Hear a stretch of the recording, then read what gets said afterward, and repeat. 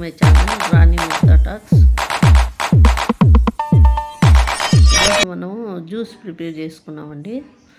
ఇది fruits juice. Water melon ఉంటుంది కదా, అది పెద్ద పీస్ ఒకటి కట్ చేసేసి పైన తొక్క అంతా తీసేసి చిన్న చిన్న పీసులు చేసుకొని, ఒక గ్రేప్స్ వచ్చి ఒక బౌల్ గ్రేప్స్ వేసుకున్నానండి. ఒక అన్ని యాపిల్ కూడా పైన తొక్కు తీసేసి చిన్న చిన్న ముక్కలు చేసి పెట్టుకోండి. ఇప్పుడు జార్లో ఈ ఫ్రూట్స్ ముక్కలన్నీ వేసుకొని కొద్దిగా షుగర్ వేసుకున్నామండి. ఒక 3 స్పూన్స్ వేస్తున్నాను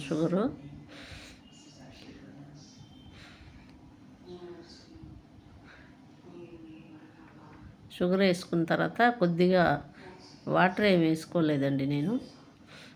ఇప్పుడు హనీ వేస్తున్నాను. బాగుంటుంది హనీ, టేస్ట్ బాగుంటుంది.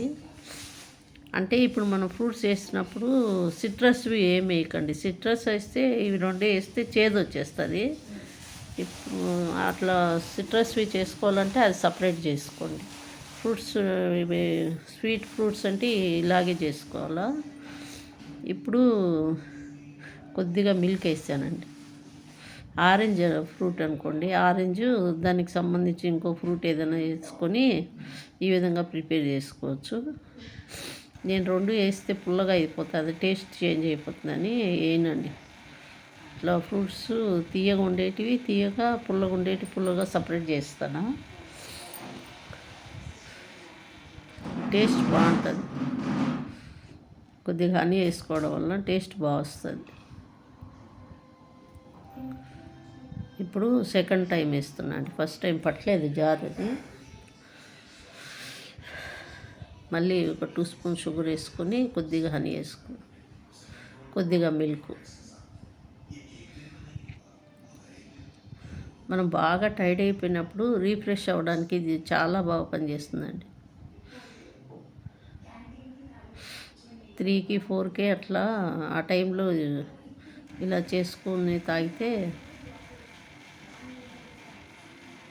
హెల్త్ కూడా బాగుంటుంది, టేస్టీగా ఉంటుందండి. మీరు కూడా ఒకసారి ట్రై చేసి మీకు ఎలా వచ్చిందో నాకు కామెంట్ సెక్షన్లో చెప్పండి. నేనేం వాటర్ వేయట్లేదండి. ఇంకా అంటే కొంచెం పలసగా కావాలనుకుంటే వాటర్ కలుపుకోవచ్చు. నేనేమో ఇట్లా కలపలేదు, డైరెక్ట్గా తీసేసుకుంటున్నాను ఇట్లే. థ్యాంక్ యూ ఫర్ వాచింగ్ అండి. Please subscribe my channel Rani Mukta talks.